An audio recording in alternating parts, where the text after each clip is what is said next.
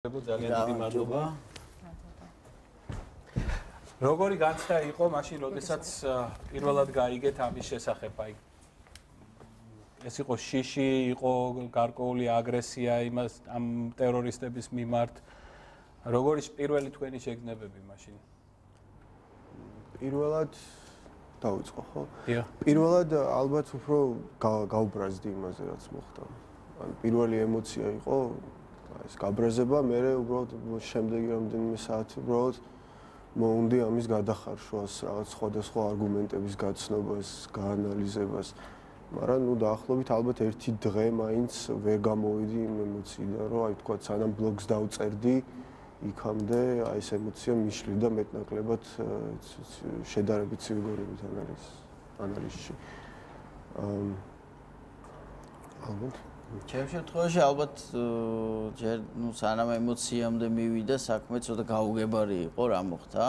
ცოტა ძნელი წარმოსადგენიც კი, იმიტომ რომ ასეთი მასშტაბის ტერაქტის განხორციელება ამ ხელმსხვერპლით და სხვა მძიმე შედეგებით ცოტა დაუჯერებელიც კი იყო თავიდან. აი გამახსენდათ 11 სექტემბერი, როცა ეს სურათი, რომელსაც მაშინ 2001 წელს უყურებდით, რა ვიცი, ალბათ ყოველი ჩვენთაგანი, რაღაც ფილმს გავდა, რომელიც აი ძნელი იყო გარჩევა, ეს ფიქცია იყო თუ ნამდვილი ამბავი, რომელიც ჩვენ წინაშე ხდებოდა რა. ამ შემთხვევაში ცოტა ძნელი იყო თავიდან იმის დაჯერება, რომ ეს მართლა ხდება და ეს მოსდის იმ ხალხს, ვისაც მოსდის. აი, ახლა როგორც ვნახეთ, ამ მოკლე სამუშაო მასალიდან ძნელია წარმოიდგინო, რომ ამ ხალხზე შეიძლება ესეთი ძალადობრივი თავდასხმა განხორციელდეს. ჩვენ სწორედაც ამიტომ ვაჩვენეთ ეს კადრები, იმიტომ რომ ფაქტიურად ეს ადამიანები, ასე ვთქვათ, რაღაც ანონიმურები იყვნენ, იმიტომ რომ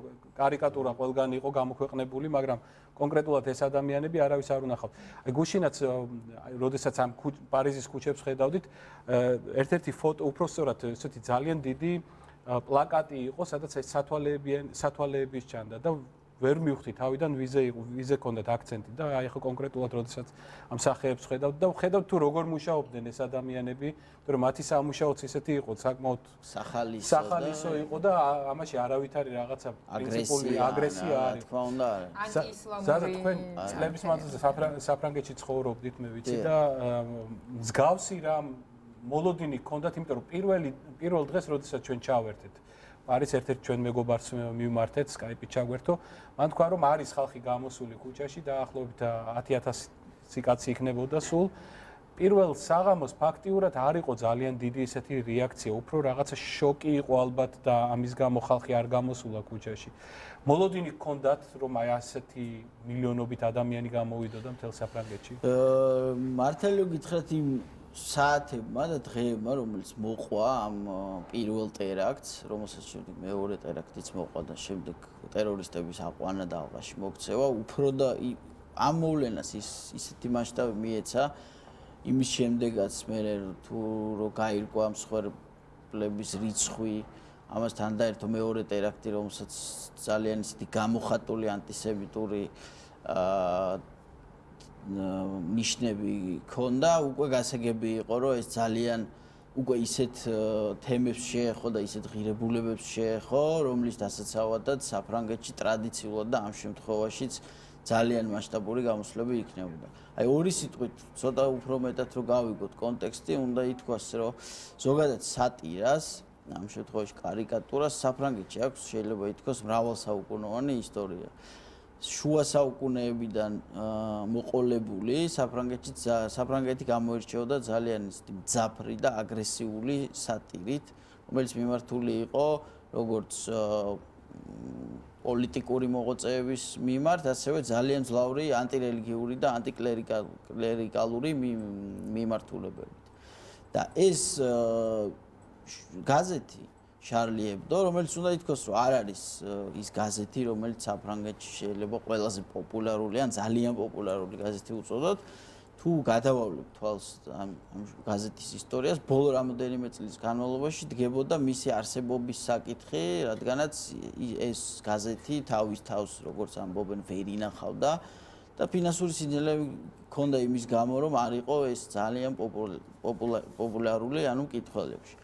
მისი პოპულარობა უფრო ისტორიული იყო, რადგანაც ისინი ყოველთვის ძალიან მძაფრი ხასიათის კრიტიკით გამოირჩეოდნენ და ამავე დროს უნდა ითქვას ძალიან სპეციფიური სტილიც ჰქონდათ, მიეკუთვნებიან ესეთი სკაბრეზული კარიკატურის მიმდინარეობას, რომელიც არ გამოირჩევა მასდამას დიდი ინტელექტით, უფრო პირდაპირობით და შოკის მომგვრელი სურათით ახდენს ყურადღების მიპყრობას. ალბათ მათი მიზანიც ეს იყო. გიორგი, შენ შეგიძლია გითხრა, როგორი იყო აი პოლიტიკოსების რეაქცია და შენ ამაზე განსაკუთრებით მწვავე რეაქცია ქონდა ამ ყველაფერზე? რამ გაგაღიზიანა ყველაზე მეტად? რა იყო შენთვის მიუღებელი? პოლიტიკოსების რეაქცია ამ შემთხვევაში გაცილებით უკეთესი იყო, ვიდრე თქვათ ალბათ 30 წლის წინ დაახლოებით, როცა სალმან რუშდის 25 წლის წინ, როცა სალმან რუშდის დაემართა იგივე. აი სალმან რუშდის ინციდენტის შემდეგ პოლიტიკოსების ნაწილი ფაქტიურად ორად გაიყო და უმრავლესობა იყო ის, ვინც არა რუშდის დაუჭირა მხარი, არამედ ფაქტობრივად ხელი დააფარა აი აიათულას ფატვას, რომელიც ითხოვდა სალმან რუშდის ინდოელი მწერლის ფიზიკურად გაანადგურებას. მან დაწერა წიგნი, სადაც ვერ ვიტყვი, რომ შეურაცხყოფა მიაყენა ისლამს როგორც რელიგიას, მაგრამ ყოველ შემთხვევაში აიათოლამ ასე აღიქვა ეს ყველაფერი. აი მაშინ უფრო მეტად ვთქვათ ამბივალენტური დამოკიდებულება იყო დასავლეთში ამ თემის მიმართ. ახლა მე ვიტყოდი, რომ კარდინალურად შეიცვალა მდგომარეობა იმ მხრივ, რომ ჯერ ერთი ისტორიული იყო ის მარში, რაც გუშინ ჩატარდა, იმიტომ რომ მას დაესწრნენ არა მხოლოდ ვთქვათ აი ეს ევროპული ქვეყნის წარმომადგენლები, არამედ მას დაესწრნენ ლიდერები მთელი მსოფლიოდან, განსაკუთრებით მნიშვნელოვანი არის აჰმედ დავითოğlu, თურქეთის პრემიერ-მინისტრი. ეს არის საკმაოდ მნიშვნელოვანი ისლამური მუსლიმური ქვეყანა, ხო, არის 75 მილიონიანი. პროჟექტსაც ხედავდით კადრში. ხო, 75 მილიონიანი ქვეყანა. ალბათ ერთ-ერთი ყველაზე დიდი ქვეყანა მუსლიმური სამყაროსი და თქვათ ასევე დაესწრნენ რელიგიური ადგილობრივი რელიგიური ლიდერები და ასე ყველამ ერთხმად დაგმო ის მომხდარი. დღეს გამოვიდა მოკლული პოლიციელის ძმა, რომელიც იყო ასევე მუსლიმი და მანაც დაგმო მომხდარი განაცხადა, რომ ისლამი ხაზი გაუსვა, რომ ისლამი არის სიყვარულის რელიგია. და ასე მოუწოდა სავარაუდოდ აი ლეპენის ის მხარდამჭერებს, რომ არ გადაიტანონ ეს აგრესიაში ყველა მუსლიმის მიმართ, იმიტომ რომ ყველა მუსლიმი ასე განწყობილი არ არის, რომ თქვათ ხარი დაუჭიროს ესეთ ბარბაროსულ აქტებს. კიდე განსაკუთრებით მნიშვნელოვანი კიდე ერთი რაც იყო, რომ თვითონ ეს გასაგებია, ხო, ეს რეაქციები დასავლეთში მცხოვრები იმამების, მაგრამ უფრო მნიშვნელოვანი არის თვითონ არაბულ სამყაროში რა რეაქცია, თვითონ არაბული სამყაროდან რა რეაქციები წამოვიდა. აი აქ განსაკუთრებით გამოყოფდი არის ესეთი ცენტრი სუნიტური სწავლების ალაჟარი კაიროში, ეგვიპტეში და ეგვიპტე არის ყველაზე დიდი არაბული ქვეყანა არაბულ სამყაროში. მათ განაცხადეს, რომ ესე დაგმეს ერთმნიშვნელოვნად და განაცხადეს, რომ რაც არ უნდა ძიმე იყოს ეს შეურაცხყოფის ფორმა იმისთვის, რა ქვია, მუსლიმების წმინდა გზნობებისთვის ეს არ ამართლებს არავითარ შემთხვევაში ძალადობას და მით უმეტეს არ ამართებს ტერაქტს. ეს იმდენად მნიშვნელოვანი სასწავლო ცენტრია, რომ თქვათ აქ სხვადასხვა სუნიტური სამყაროდან სხვადასხვა ადგილებიდან უგზავნიან კითხვებს აი დოქტრინალური საკითხების გადასაჭრელად. პლუს ამას თვითონ ამ არაბულმა ლიგამ, რომელიც არის 22 არაბული სახელმწიფოსგან შემდგარი რეგიონალური ორგანიზაცია, ამათაც ერთმნიშვნელოვნად დაგმეს აი ეს მომხდარი. ამ მხრივ ამაში რაღაცა წვლილი შეიტანა არაბულმა გაზაფხულმაც. ანუ ეს იყო ვიცი ხო დემოკრატიული ტალღა, რომელიც დემოკრატიის ტალღა, დემოკრატიული მოძრაობების ტალღა, რომელიც მოედო ამ რეგიონს რამდენიმე წლის წინ. ფაქტია, რომ სიტუაცია უკეთესობისკენ შეიცვალა და უფრო ჩვენ გვაქვს მაგალითი, ანუ თქვენ წეგან ახსენეთ 11 სექტემბერი, მაგრამ პრინციპული განსხვავება 11 სექტემბერთან იმაშია, რომ ამჯერად ეს არ იყო ტერაქტი გარედან, არამედ შიგნით ქვეყანაში გაზრდილი საფრანგეთის მოქალაქეების მიერ ჩატარებული ტერორისტული აქტი იყო.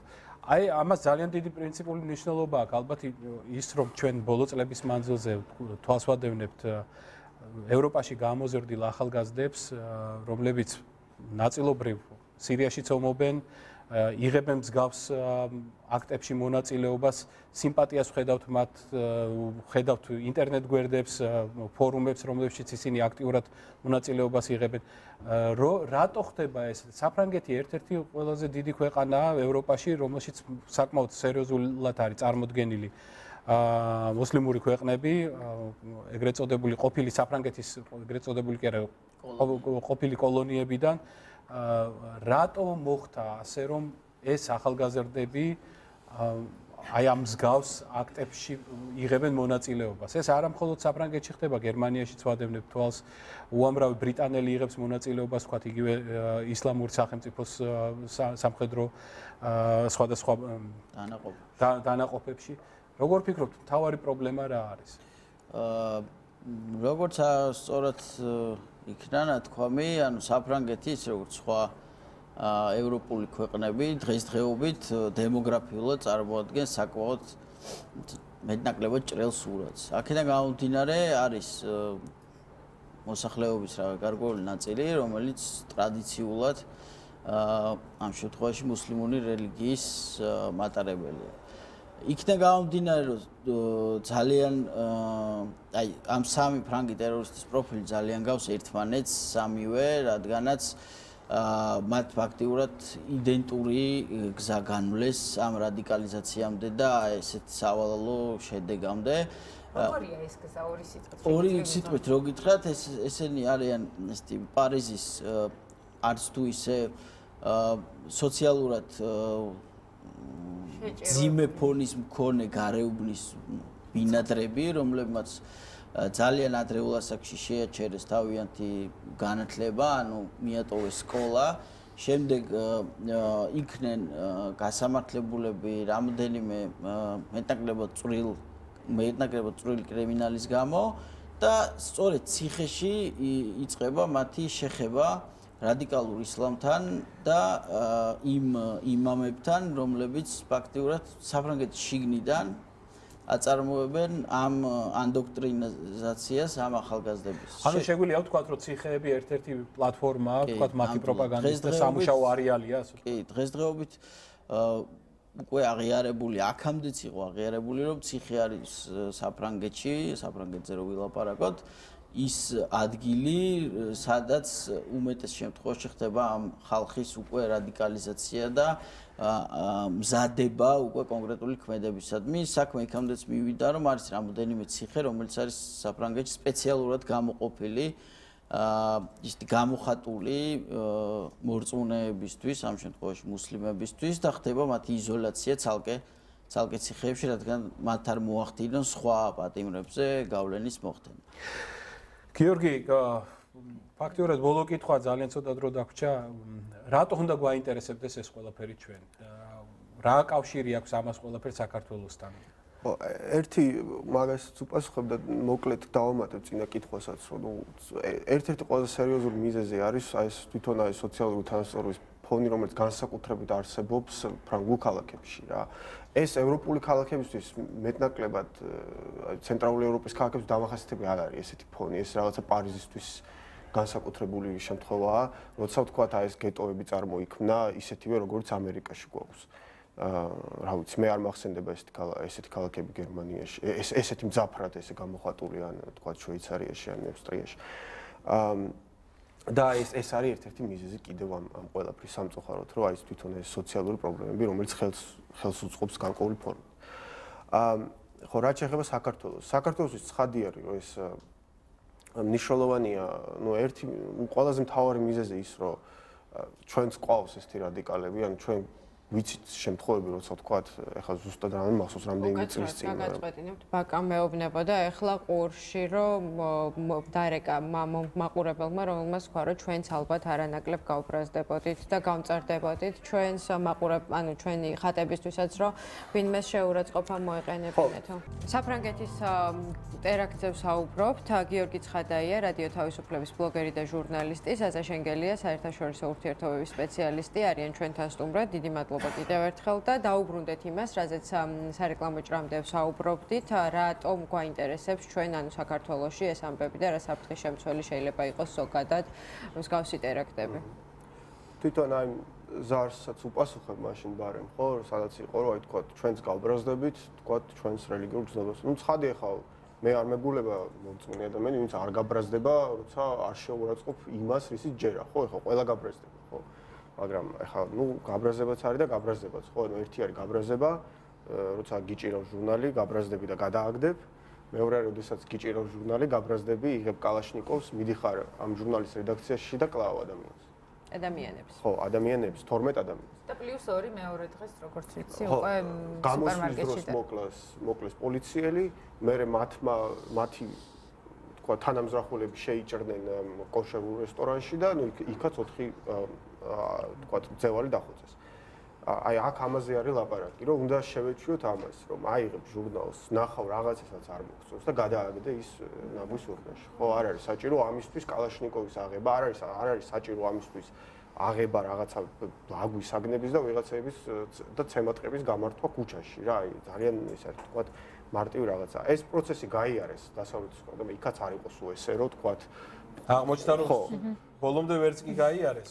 ნუ რაღაცა ნაწილი. ეხლა ხო ეს რაღაცა აი გლობალიზაციის შედეგია, ხო ეს მაგრამ 2 თუ 3 წლის წინ თუ არ ვცდები ააფეთქეს ეს რედაქცია შარლი ებდოსი, ასაფეთქებელი ნიუტიერება იყო, იქ რაღაც ხანძარი გაჩნდა და ასე შემდეგ, ამიტომ მათ სხვერპლი არ მოყოლია. თუმცა მათ აქვთ ეს წარსული. ერთი კითხვა კიდევ სად გადის ეს ზღვარი სიტყვის თავისუფლებისა და შეურაცხყოფას შორის? რომ ეს არის ალბათ თავარი კითხვა, მაინც იმიტომ რომ რასაკვირველი არავის არ სიამოვნებს გავსი კარიკატურები, როდესაც მორწმუნე ადამიანი ხარ.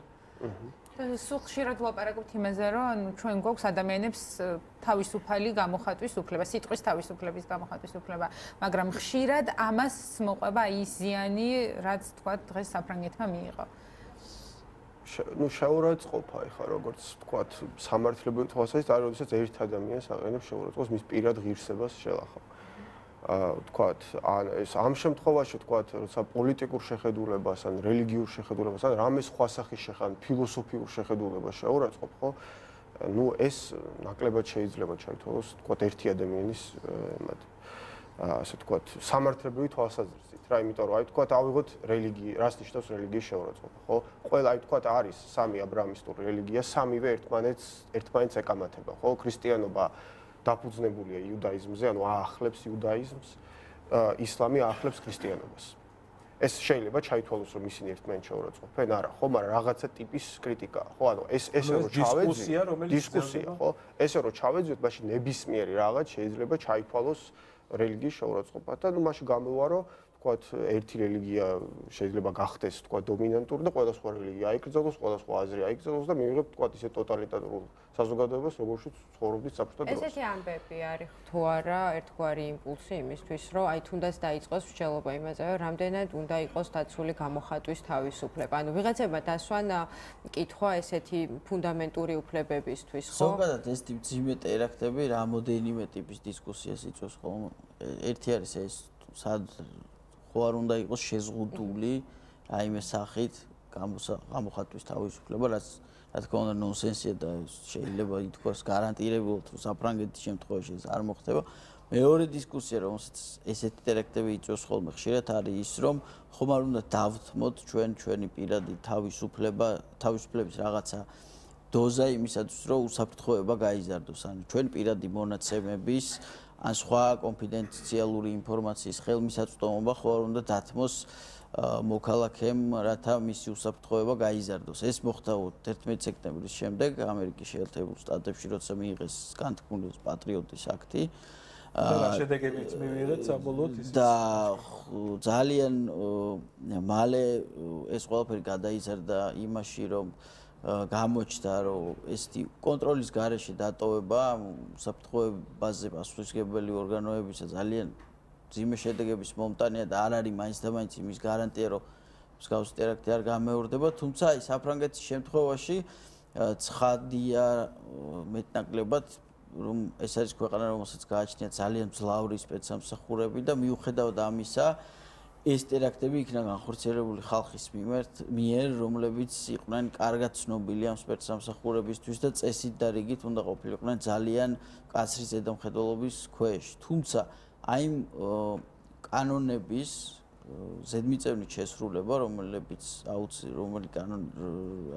აუცილებელი ღია და დემოკრატიული საზოგადოებისთვის, აშკარაა რომ მათზე ესეთი მჭიდრო კონტროლი, მოქალაქეზე, რომელიც შეიძლება არ გამოირჩეოდეს იმ მომენტში რაღაც ძალიან აგრესიული ქცევით, არის ძალიან ძნელი, თითქმის შეუძლებელი ასე დემოკრატიულ საზოგადოებაში. ძალიან მოკლედ თქვენი პროგნოზები რითი შეიძლება დასრულდეს ეს ისტორია? დღეს ვიცით რომ 10,000 ჯარისკაცი იქნება გამოყენებული იმისათვის რომ დაიცვან მეჩეთები, ნაწილობრივ სკოლები, რას გამოიწვევს ეს ყველაფერი, როგორ ფიქრობთ? ძალიან მოკლედ შეიძლება რევანშისტული გამოსვლები და რამოდენიმე ფაქტი უკვე მოხდა, როცა რამოდენიმე მეჩეთს ცეცხლი წაუკიდეს, ესროლეს და ასე შემდეგ, მაგრამ მე დარწმუნებული ვარ, ეს იქნება ძალიან შეზღუდული დროშიც და მასშტაბშიც, ეს არ იქნება რაღაც მოვლენა, რომელიც ძალიან დიდხანს გაგრძელდება. მეორეს მხრივ, რა თქმა უნდა, ეს ძალიან დიდ უპირატესობას ანიჭებს ისეთ ძალებს, როგორც არის ნაციონალური ფრონტი საფრანგეთში, ეს ცნობილი ლეპენის პარტია. თუმცა უნდა ითქვას, რომ აი ამ მოკლე პერიოდში, რომელიც ამ ტერაქტებს მოყვა, ამ პარტიის ლიდერებმა ვერ შეძლეს საბედნიეროდ ამ მოვლენების მათ სასარგებლოდ გამოყენება და რამოდენიმე ძალიან ისეთი მცდარი განცხადება გააკეთეს, იმედია ასე გააგრძელებენ და ვერ შეძლებენ ამის გამოყენება. გიორგი, თქვენ რას ფიქრობთ? მე მგონია რომ ამჯერად მაინც ყოველთვის იმედი მაქვს რომ ყველაფერი წავა თქვათ სწორი მიმართულებით. ანუ მეტი თქვათ თვითონ ფრანგების მხრიდანაც რაღაცნაირად ეს დაეცემა მე რეიტინგი ამ ულტრანაციონალისტური ძალების, აი ამ ლეპენის და ვიღაცების, რომლებიც აშკარად რა, ანუ მთელი თავის ამ შექმნიდან მოყოლებული ეს პარტია იყო ქსენოფობიური და მეორე თვითონ მუსლიმებს შორის თქვათ დაიწყება თქვათ ამაზე უფრო აქტიური დისკუსიები, აქტიური დებატები, რომ თქვათ აი როგორ შეიძლება რომ აი რაღაცნაირად აი ექსტრემიზმს და ტერორიზმს გაუმკლავდეთ არა მარტო ევროპაში, არამედ თქვათ აი თვითონ მუსლიმურ ქვეყნებშიც. აი ეს უკვე რაღაცა ჩანასახი არსებობს აი თქვათ პროცესის და იმედი მაქვს რომ გაგრძელდება ეს. ძალიან დიდი მადლობა გიორგი ცხადია, ზაზა შენგელია ჩვენს პროგრამაში. ცხადაია, ვიცი? აიაზე და ბოლოს. უბრალოდ მადლობა და მე დარწმუნებული ვარ რომ შემოგვიერთდებით კიდევ არაერთი თემა გვექნება. მადლობა მოწვევისთვის. თქვენთვის საინტერესო და ჩვენთვისაც საინტერესო თავის